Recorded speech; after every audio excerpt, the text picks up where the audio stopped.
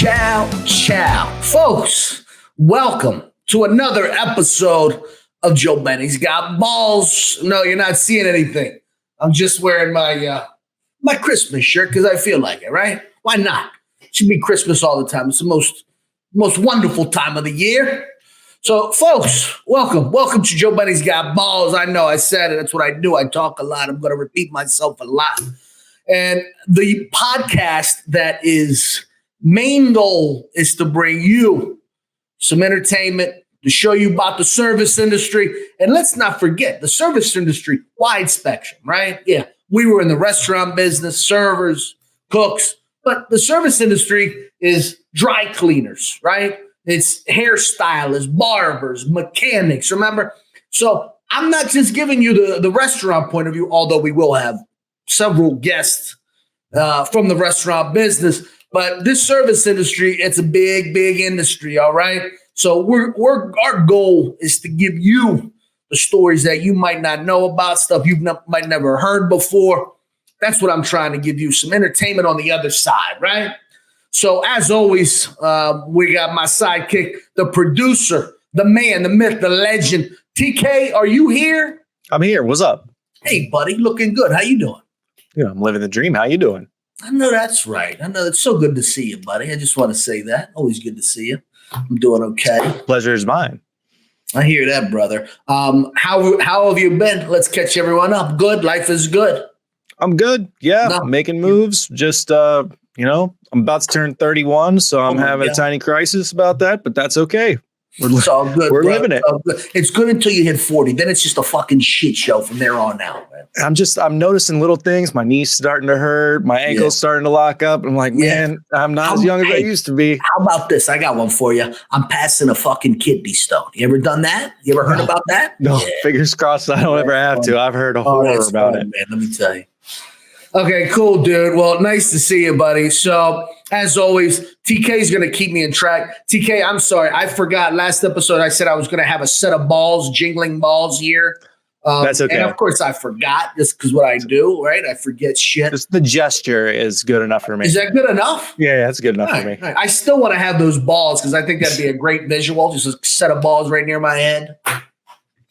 So listen, I guess we'll get right into it, right? We got some good feedback from the first episode we did. We had Caleb. We did the restaurant industry, right? We did a couple things there. We had shared some stories. I thought it was fucking great. I got some good feedback. It was a great guest. But like I said before you jumped on, man, the service industry is a big industry, right? So I'm really pumped for this guest. So I need you, if I do the jiggle of the balls and I'm like, TK, is this okay? Am I talking too much? Can I blah, blah, blah? I'm just going to need you to chime in and say, Joe, do me a favor, shut the fuck up and let's move on. Is that okay? It might be a little bit nicer than that, but we'll get the point across. However you got to do it, just do it. Keep me under control, all right? Yeah.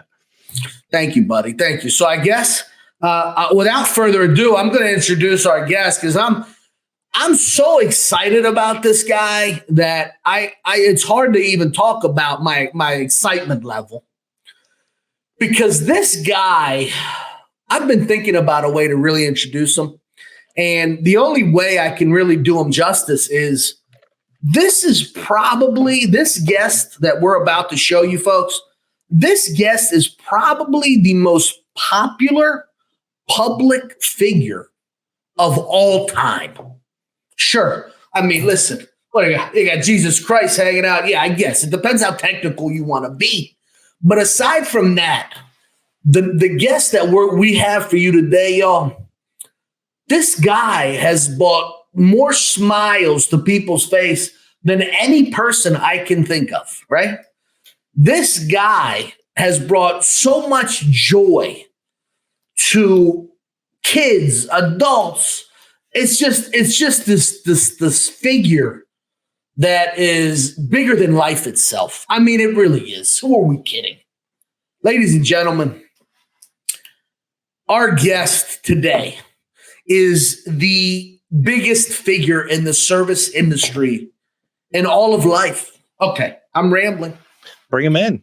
Ladies and gentlemen, your guest, our pleasure to bring to you. And let me, before I bring him on, ladies and gentlemen, get your kids in the room. If you have kids frolicking or doing whatever the hell it is they doing in the room, get Johnny, get your ass down here, Johnny, right? Get Johnny, get Michelle, get little Dylan, right? You call your kids Dylan these days. Get them down to the living room or wherever you're listening to this, because I want to see your kid's face when I bring in this guest. So go do that. What do we do? TK, can you edit that? Do I have to wait I'll give Johnny to come downstairs? Go do that. Go get your kids. Pause us right here. I'll play us a little 10-second clip. And then by all means, bring it. Joe Benny's reach is far and wide. Bring him in. That's why you're the producer, man. You're the man that holds his shit together. So we're going to do our magic, and you're getting your kids. And ladies and gentlemen, without further ado, the biggest figure of all time in the service industry, ladies and gentlemen, Santa Claus. Ho, ho, ho. Ooh. Merry Christmas. Santa Claus. Look at him. Thank you for joining us, Santa Claus. Yeah. Thank you. It's a pleasure to meet you. You as well. I know you haven't seen me in a couple of years, TK. We'll talk about that later. Oh, yeah. Well, let's not say it on the air. We can talk after. Oh my God! I'm going to let you gentlemen chat. It's a pleasure. I'm here if you need me. See you later, TK. Thank you, brother. Mr. Santa, Mr. Claus. Yes, sir. How you doing, Joe? I'm doing great, buddy. I'm really happy that you're here with us today because this is the summertime, right? Yes, sir. And at the end of the summer, kids are kind of like, oh no, right? We got to go to school. The fun days are ending. And it's like this weird period where we're still happy because we're in the summer, we can go to the pool. But there's no happier feeling than when it's the most wonderful time of the year. And you know what I'm talking about. And I just want to thank you so much for joining us. It's going to be tough to have a guest after you. You know that, right? If you say so, but there's plenty out there that can certainly bring joy. Santa's not the only one out there who does what he does. That's true. There's people out there that bring joy and happiness, and there's plenty of people in the Baltimore area I know that would love to be a part of your show and could bring some value to the community. Bless your heart. Bless your heart, Santa Claus. Bless your heart. Santa, I don't want to make this, mom and dad probably tuned into this show to listen for a couple other reasons. But while we still have Johnny and Michelle and little Dylan, I'm going to send them off because we have to have grown-up talk here in a minute. So can you send them off the only way Santa Claus knows how to send little boys and girls off? Would you like to say anything to your biggest fans out there? So what I'd like to tell all the little boys and girls who happen to be watching the podcast today is that, of course, Santa loves you and always will. And I appreciate you working very hard to stay on the nice list. And for those of you who may be on the naughty list or sort of be on the fence, you talk with mom and dad or your grandparents and try to work on some of those things that you might be lacking in. It's good. I appreciate it. The elves keep me informed, and we're looking forward to getting you back on the right side of life. And up here at the North Pole, we do stay busy year-round. We make toys 364 days a year, and then on the 365, that's December 25th, we come in on Christmas Eve, and we deliver those toys to you, for those of you who deserve it. And we do our best here, and we expect you to do your best at home as well. Thank you. Amen. Amen. God bless your heart.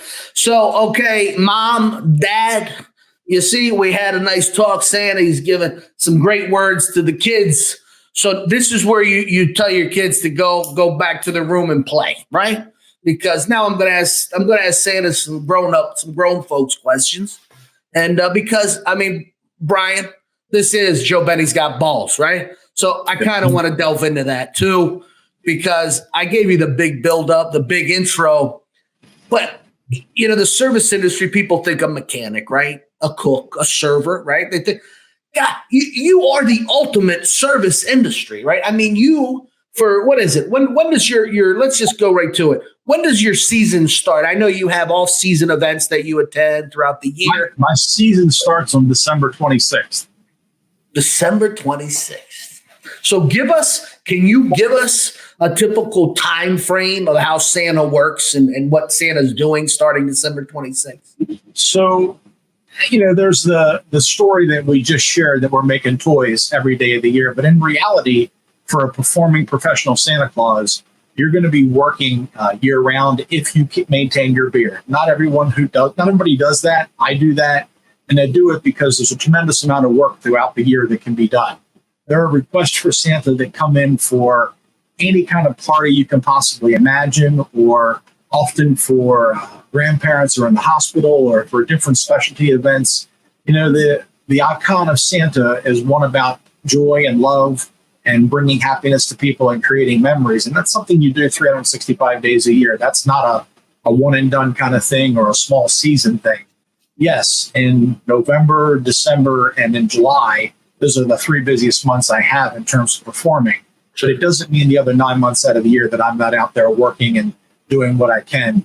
Just in August alone, we did 2 fundraising events and tried to do some good for some children. There was a Camp Open Arms was up in Moncton in the Hereford zone a couple weeks ago. It was a fantastic organization. If you get a chance to Google it and look it up, it's a camp for children who are born with some limb disabilities, and they give them an opportunity to do what a lot of the other children that you and I would call normal, which isn't the right way to word it, but for the sake of conversation, and it was a fantastic event. Mrs. Claus and I went up and worked it, and we were overwhelmed at the opportunity that was presented to these kids, and they were more than grateful for it. It was a wonderful, loving experience for everybody. And those are the kinds of things that we do year round. Mm-hmm. How long have you been Santa? So when I was in the 6th grade in elementary school, my school put on a play, and I was asked if I would portray Santa. There are 3 Polaroid pictures that my dad took of me on stage that day. So that would have been the first time. I would have been 11 years old. Next time, I was in my senior year of high school, and the principal called me to the office, and I thought, well, I don't know what I did today, but it was something. And they actually asked me if I would do it for my high school had, for lack of a better expression, a daycare center in it. Mm-hmm. And I went and I did Santa for the children in the daycare center at the high school that day. Nice. So that would have been December of 1983. So fast forward to I was about 42 years old, and I was having dinner with some friends. And my Mrs. Claus, who you've met, Wendy Leonard, she noticed I hadn't shaved for a couple of weeks, the no shave November kind of thing. Right. And she said to me, she said, you could be Santa. And I looked her straight in the eyes and I said, just because I'm fat and I have blue eyes doesn't make me Santa. And we engaged in a conversation and we talked about it. And she gave me reasons why she thought I could do it. And you've met her. She's a pretty convincing individual. If she's got a thought behind her head, that's where we're going to go. Sure. So I challenged her. I said, if you find a costume that fits me, I'll do it. Well, 2 weeks later, she had one that was too big for me. We had to get it cut down, and we started visiting friends and family, and we went to a hospital, and we did a few things, and it just kind of snowballed from there. When you said we, so Wendy became right off the bat from day one of at 42, you started being Santa. Wendy, Mrs. Claus, you joined as a duo right away, right off the bat? Actually, she was an elf.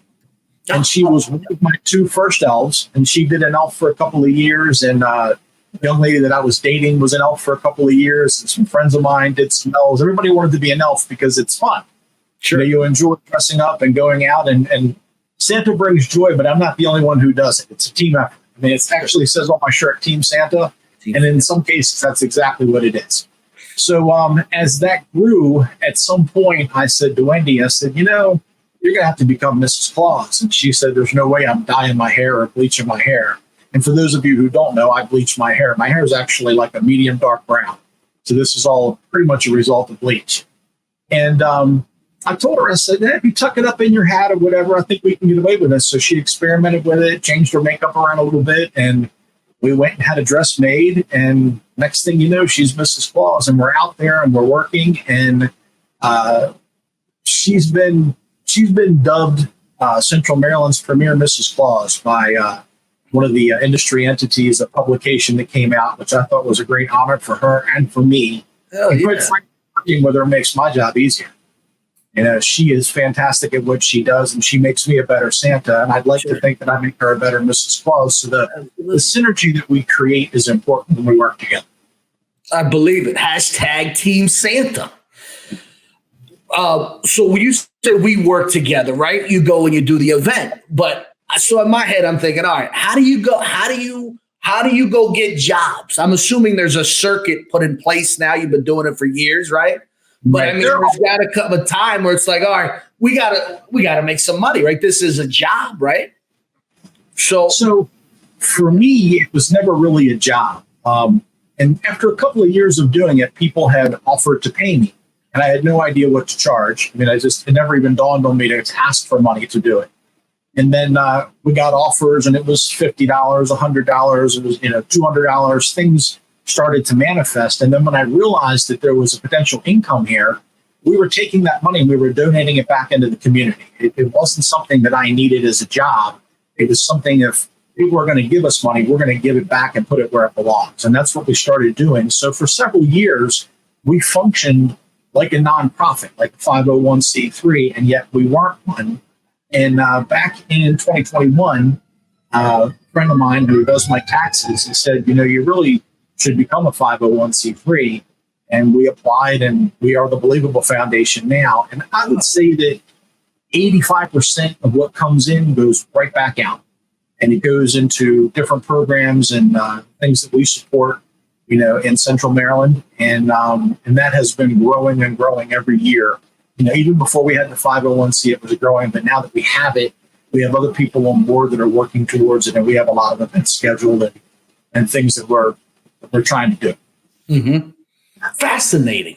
I'm sitting here thinking this. Well, look, that's a perfect segue. What does Santa do when Santa's not Santa-ing? What do you do, right? So I do a lot of different things. I sit on the board of directors of a couple of different nonprofits, and I run programs for them. I run a program for an organization called the Race Foundation. RACE is an acronym called Race Against Abuse of Children Everywhere. And they're based out of Forest Hill in Harford County. And they are one of the most interesting nonprofits I've ever been involved with. Most nonprofits or charities are what I call victim-based. Something happens to you and you can go to the charity for assistance in it. But RACE looks at a problem and they identify it from the beginning. And what it is child sexual abuse. So they educate people and families and children about the signs and symptoms of child sexual abuse in hopes of really eradicating the problem or preventing the problem. So here I found an organization that works the front end of a problem so you don't need victim services, or you try to reduce the number of victim services. Mm-hmm.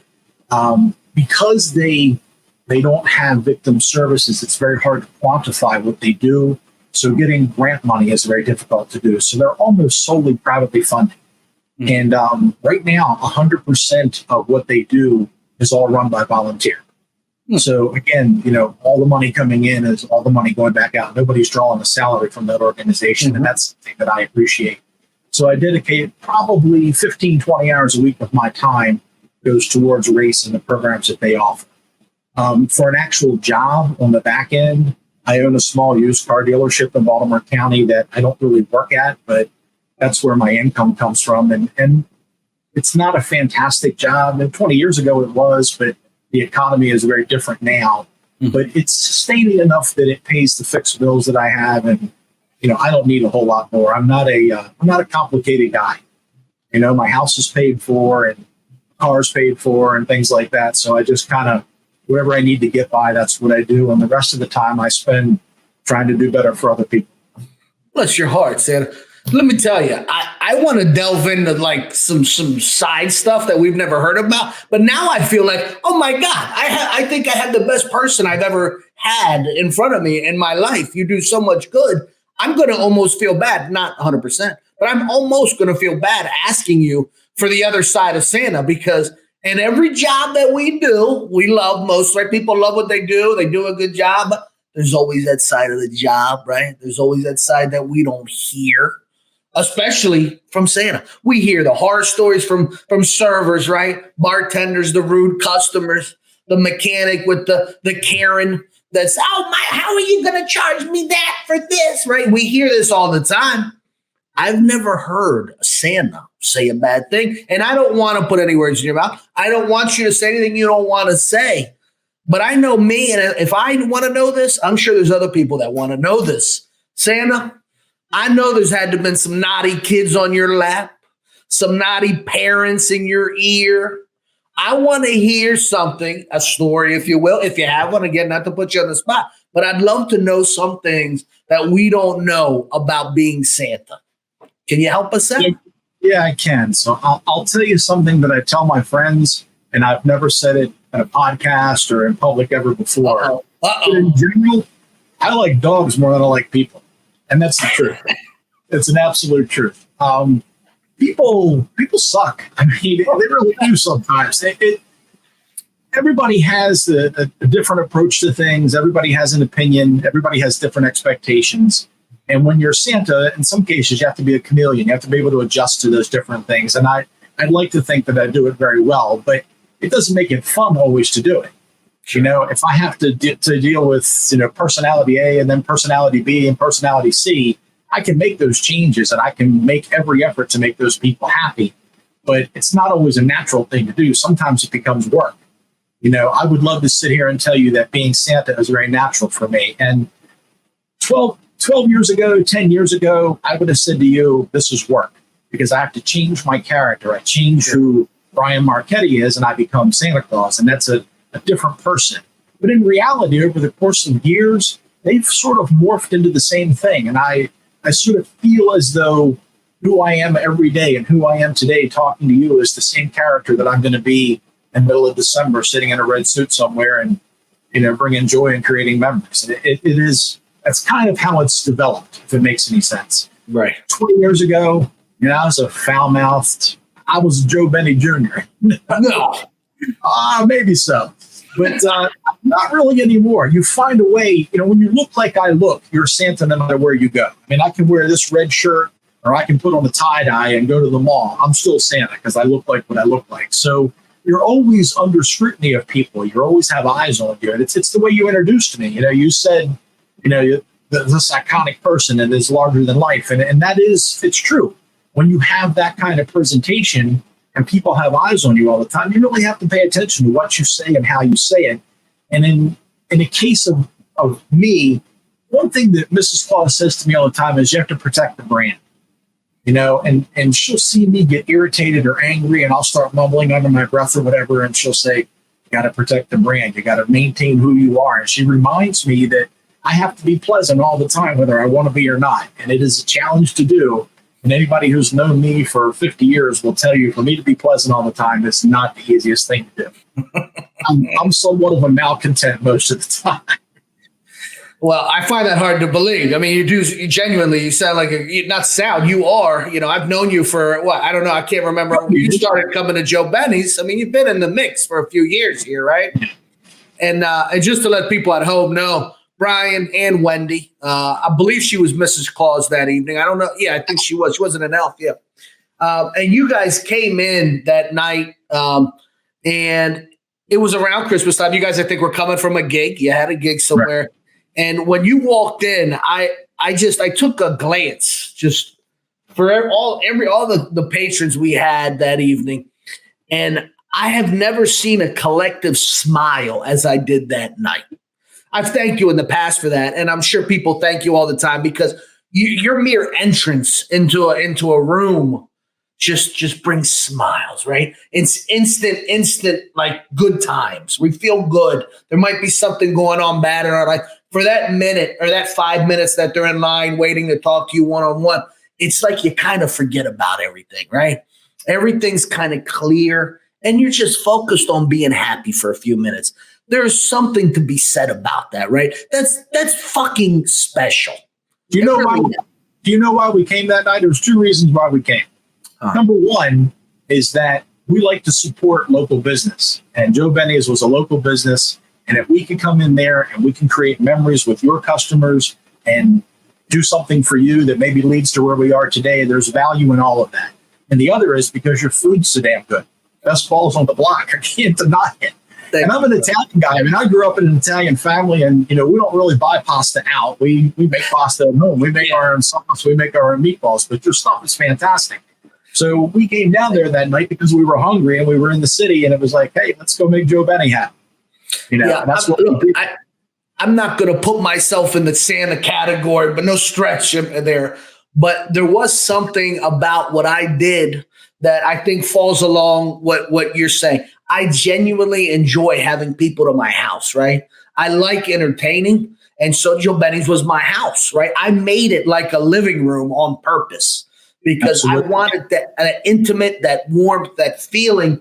And I so enjoyed having, the folks come saying their hellos, their goodbyes. They thanked me, writing me nice little notes. My staff was always pleasant because the staff, the patrons were pleasant, right? It was all reciprocal. It was all really nice. Now, listen, we're being nice. We're talking nice.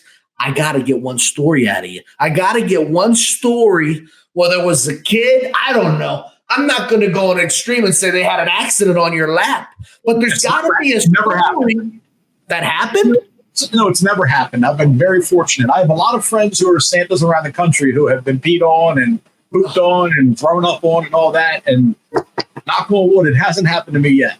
I mean, literally, to go to work and get shit on, that's pretty rough, man. That's pretty rough. I'm not saying I haven't held a baby that needed his diaper change before, but sure. I haven't had any kind of an accident that required a costume change or anything like that. Now, have you had a kid maybe a funny story, not necessarily a bad story? Has the kid ever got into your beard and he's saying, listen, last year you did me wrong. This year, I don't know. This year, how about you, take this stuff a little more serious? This is what I want.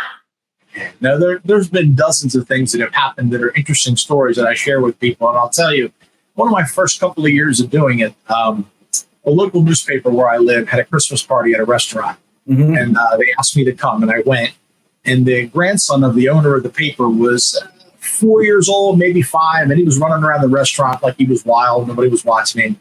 And he was the kid that had 20 questions, and sometimes it's okay because if they're 20 legit questions, it's fine. But sometimes kids just start to make stuff up because they want to keep talking to you. And it can be annoying. I'm not going to lie to you. It can be annoying. But anyway, he walks up to me and he says to me, Sam, I got a question. I said, what's that? He says, where do reindeer poop?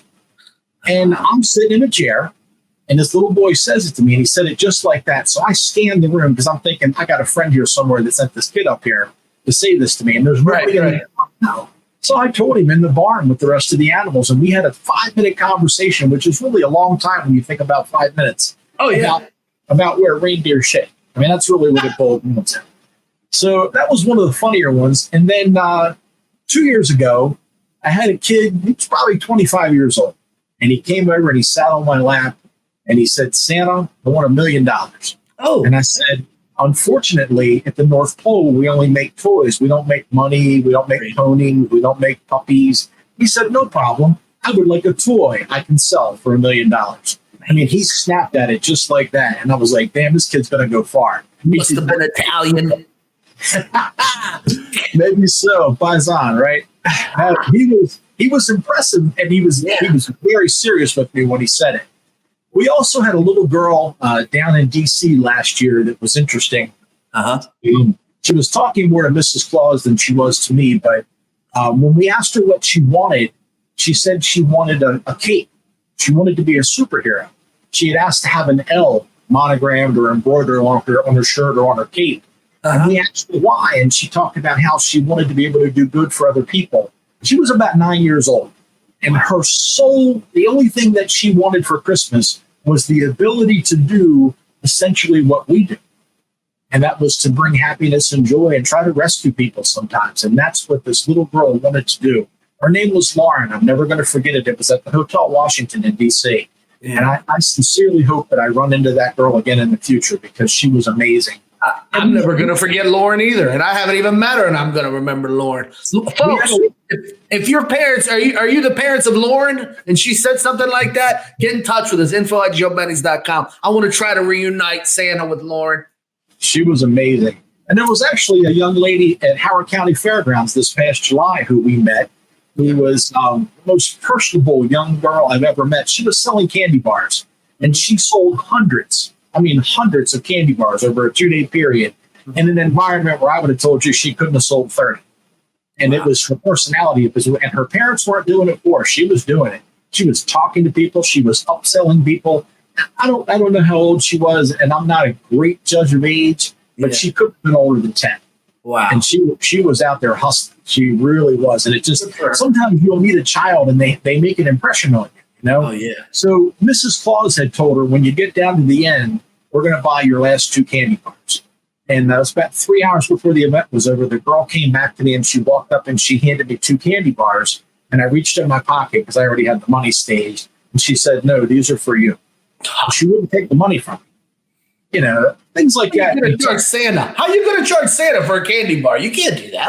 I mean, it was a business transaction, and I was trying to we ended up donating the money. But the point is that sometimes kids can touch your heart the same way you can touch them. And it's, I want to say that there's an art form in that. And if there is, I don't know how I got it, but it seems to work for me. That's special. You're right. That's a special quality right there, a special trait. Oh, listen, I'm not letting you go by without giving me some good juice here. How about a caring parent? You know what I mean by that? A caring parent. Was there a parent maybe that tried to get, hey, Santa, he's an extra 20, man. Tell the kid he'll get whatever he wants, but he's got to do this, that. There's got to be a sleazeball parent at some point in your career. No, am I wrong by even thinking this? So there are parents who come to me with requests. And in general, none of them are very demanding. I've had some people that have been demanding, that have been sort of like, I'm paying you, this is what I want you to do. But in general, they'll come to me because they don't know what they want. What they're hiring is my expertise. They're hiring my ability to walk into a room, evaluate, and figure out what is the first and best thing I can do, and what's the last thing I'm going to do while I'm here. And I can tell you that no 2 events are alike because it's never the same people at those events. We could walk into the same room 20 times. If it's different people in the room each time, it's a different event because people respond and react differently to Santa. So each time I go, I do the best that I can to fulfill the expectations of the people who hire me. You know, and I usually get some prerequisites. You know, I'll ask for some emails and things like that, or we'll have some phone conversations so I know exactly what they're looking for. Right. But in the end, ultimately, it's up to Santa to make the room work. And if mom or grandmom or Karen says, you know, I want this, and I'm sitting in the chair and that doesn't work, I'm not doing it. Yeah. And I'm going to do something to make them happy, or maybe they're not going to be happy, but I'm going to do what I know is best for that child, because mom and dad, they might be the ones who are paying me to be there, but they're not the reason that I'm there. I'm there for that child. And that's who my customer is. Even though that's not who's paying me, that's who my customer is. And that's who I have to create the memory for and create the magic. So you're a true professional. That's what you are. You're just a true professional. I do try. And that's what you have to do. You know, you said something earlier, and I didn't want to interrupt you, but you were talking about entertaining. So when somebody would come into your restaurant, the best comparison that I could give you is I have friends who are musicians and I have friends who are entertainers. And there's a very different description of those two. And you are an entertainer. Because people would come to Joe Benny's and they're entertained while they're there just by your presence. So I have to do the same thing. Anytime I walk into a room as Santa, my job is to entertain, and I have to figure out how to do that. And I would never believe you if you told me that you did the same exact thing every night that you were open. You did. You did whatever you had to do to make those people there happy. And that's what I do. It's no different. And in the industry, you're talking the service industry, that's what we all do. You know, if you're going to be successful, you have to figure out how to make your customer happy, create a memory so they want you to come back again, or in your case, create a memory so they come back to you again. Right. I mean, that's how that works. And when you have people that are good at it, that's what we do. Yeah, it's tricky because, like, you know, even a hairstylist, let's say, or a barber, yeah, they got to give you a haircut. But you know what? There's 10 other barbers within a 10-mile radius. You can go to any barber. Right. You got to keep them coming back. But to some people, it becomes a little more, you know, natural, right? It's like it's just, you feel like that's part of you, right? That's part of you, not your job. That's part of yourself. And I think that's what separates a normal person at his job and someone that excels at their job, right? Whatever that job might be, it's how much of your heart you put into it. I think we can all agree there. Yeah, I will tell you, if you talk about excel, and I have a personal drive. You know, I try to be the best at everything that I do. I'm very competitive. So maybe that's part of why I've had some success at being Santa in the community, is that I'm not going to do a half-ass job. I just can't. I don't care if I'm getting paid, not getting paid, if it's volunteer, whatever it is. You're going to get the same 110% from me every time I come out and every time I'm doing my thing, because that's what you deserve. Sure. And that's how I look at it. And I think everybody in the service industry should look at it that way. It's a shame they don't. Joe, I'll tell you something I don't like. And it probably came about more around COVID, but a lot of places now with wait staff have a built-in gratuity, which doesn't mean the waiter or waitress can suck and they're still going to get paid. Now, I never really, those built-in numbers, 15 to 18%, I'm a 20% plus tipper generally, but I don't like the fact that it's mandatory built into the ticket, because the kid that's working who has no work ethic doesn't deserve the money sometimes. They're never going to learn. If we keep handing today's kids money, and we keep handing them things without them having to learn to develop a work ethic to get it, we've already raised a society that I think is weak. And I hate to say that to mom and dad out there. I know. It's a tough situation. I mean, we're a couple of old guys, and I think we both learned, we came up and we know you got to work hard to get what you want. And our youth don't know that. They are not familiar with that concept. And it's something that I wish I had some ability or a magical way to adjust or to affect in some way. And I don't. I'm at a loss. It's a generational thing, Brian. It's not something we can do overnight. It's something that's built over time. I've been talking about it for years. I'll give you a quick story because it's happened to me over the last few years a few times. And this most recently went to a casual chain eatery, and I've never experienced what I experienced. I was blown away because this place is known for your kind of good service. And myself, and the person that was helping me, that person did not say one word to me. And the whole, let's say, 3-minute exchange, whatever it was, I'd like this. It was, and then come time to pay, it was just a head nod and a point to where I need to pay. Not one word was exchanged. It blew me away because we're in this industry. I don't think I've ever said anything or did anything to make anyone feel bad. I've always tried to kind of like put smile. Hey, how you doing? How's it going? How's your day going? Eat whatever. I'm never a hi kind of guy, right? I don't just say, hey, hi, I'd like this, and this. I'm just a nice guy. So I'd go out of my way to be nice. And this person didn't say, she must, 19, 20 years old. She should have known better, but you're right. It's just something, unfortunately, that I think it might be irreversible at this point, Brian. I hate to say that, but it's something that if we don't change, if we don't start teaching our boys and girls, how to live life a little nicer, right? A little more polite. These etiquette, these things that should be common sense, they're not as common. They're not that common anymore, unfortunately. But Brian, we hit the 40-minute mark, so that's something I'd like to in our podcast. I don't like to go too long. People are busy; they're doing shit left and right. So we're right around that. So we'll start to make our way home here. I do want to say, the foundation. Can you plug everything one last time, because I do want people to know about this. I honestly knew you sold cars. I knew you were Santa. I didn't know you were on the board. You're doing all kinds of good things in life. So please tell us once again, and I'll stop talking. So the Believable Foundation was started by Wendy Leonard and I, and we have a few other people, Marsha Wise and Jerry Otto and Mark Nettleship, who sit on the board with us. We're the startup founding board members. And our sole purpose, like most foundations, is bring money in and put it back out. And we're using a variety of methods to raise funds or raise goods. And the bulk of them are going to be associated around the Christmas season, because that's really where I have my largest influence. And Mark Nettleship is a Santa in Delaware again, and he also has that kind of influence. But we do pillowcase drives. One of the big things that we do year round is Johns Hopkins Pediatric back in 2019. I had given Mrs. Claus a son while he was in there for a couple of weeks, gave him a colorful pillowcase on his bed. Hospital rooms are kind of drab. Mm-hmm. And we found out that people were donating pillowcases and they were giving them to children while they were in the peds unit. And Wendy started a program of collecting pillowcases to donate. And as of last month, we just broke 10,000 pillowcases since June of 2019. So it's a significant number. And she's in just about every area hospital here in Central Maryland. And she recently got into Walter Reed down in Bethesda. And most people don't think of Walter Reed as having a pediatric unit, but in reality, it's a military hospital and their families.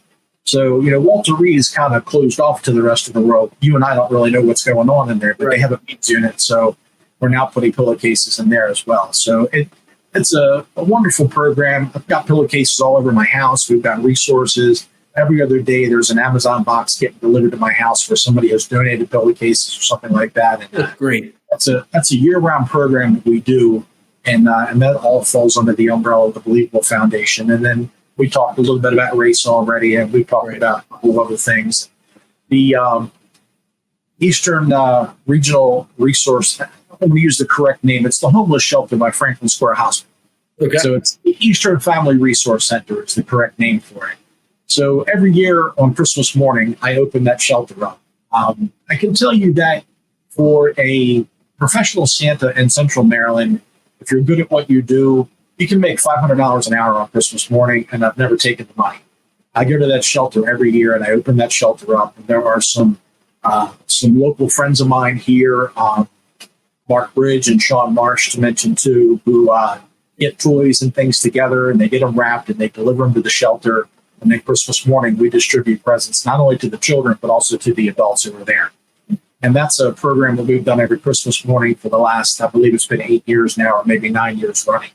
Wow. So stuff like that is the things that we do, and that falls under the Believable Foundation, because I could be out making money. I could be keeping that money. I could be donating that money. I could be doing whatever. But in reality, I don't do any of that. I open that shelter because those people, they need that maybe more than you and I, maybe more than a lot of other people. And that's important to me. So that's one of the things that we do. So programs like that and things like that, we do drives for the shelter year round for, things that they need. They give us a checklist of what they want. We'll go out and solicit. We'll take our own funds and we buy packages and put them together and deliver them to the shelter. I was just there last week delivering backpacks for back to school. So we do a lot of stuff like that. Those are the programs that we do. So I was, I'm F this, F that. And you just made my heart smile for the last 40 minutes. Good. I always thought I was going to get a kid shitting on my lap stories. I thought this kid was leaking all over the place. I got bit by a dog one time. I had a dog bite me on my nose one time during a photo session. I was in D.C. and it was a little yappy, like Yorkshire Terrier or something. And he caught me on the nose right here, and he broke the skin inside and outside of my nose, but it didn't penetrate through. And we used I think it's called a Steptic pencil. It's kind of like a wax pencil.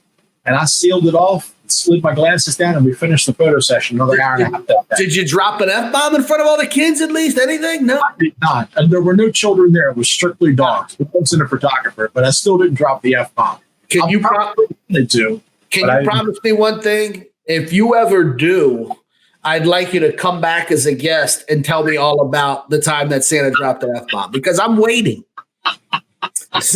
Brian, this has been awesome, man, because not only have I learned a lot about you and what Santa does, I would like to help when the season is upon us. I want to help with Believe and try to get the word out, and maybe we'll do some pillowcases. Maybe we'll do something else. Who knows?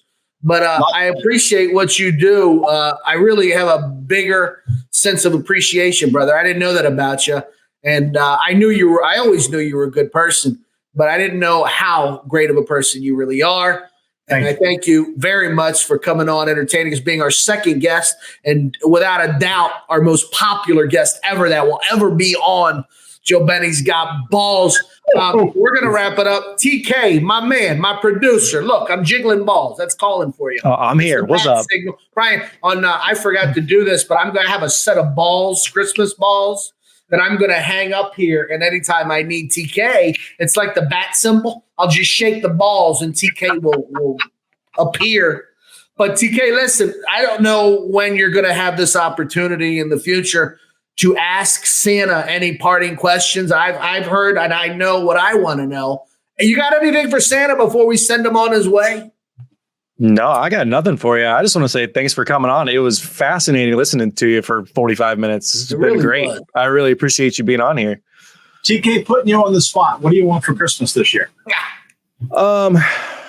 You know, they don't print money. I got a wedding coming up, so that's not going to help me. How about, I can use a new set of headphones. That'd be great. New set of headphones? Yeah. You know, one of my favorite requests that I get from people, and usually it's from adult women more than anything else, is they want a new car. You know what the answer to that is? You're looking for Matchbox or Hot Wheels. There it is. I just got my Hot Wheels back from being a kid. I got them from my parents' house. I was looking through them. New Hot Wheels would be kind of fun. I've been telling myself, don't buy any. Your birthday's coming up. Maybe your fiance will take the hint. So, honey, I could use a new car. Yeah. All right, guys, I smell dinner, and nothing keeps me away from dinner, not even a podcast. I'm going to go eat dinner. Brian, thanks again, buddy. I really appreciate it. Thank you very much. Yeah, TK, let me plug everything here real fast before we all go. Before I say my 2 words to end the show, we're going to throw this up on the screen. Yeah, so our classic outro. Thanks for watching, guys. Really appreciate it. You can find us all over the place now. The YouTube, of course, is really popular. You can see our smiling faces. Thanks to the guys at We Are Not Spies band for the intro and outro music. We've added it since we recorded, so thanks a lot, guys. Just want to verbalize that. You can check out all our links at linktr.ee/The Burger Podcast. It's linktr.ee, or sorry, that's my other podcast. linktr.ee/joebennysgotballs is the right one for this one. If you want to check out my other podcast, that'd be great too. And then here's the Believable Foundation. Go follow them on Facebook. That would be rad of you guys to go and flood them with love. It sounds like they do great work over there. So absolutely. Thanks a lot, guys. Thank you. And on that note, ladies and gentlemen, until next episode, ciao, ciao. Ho, ho, ho. Merry Christmas. Oh!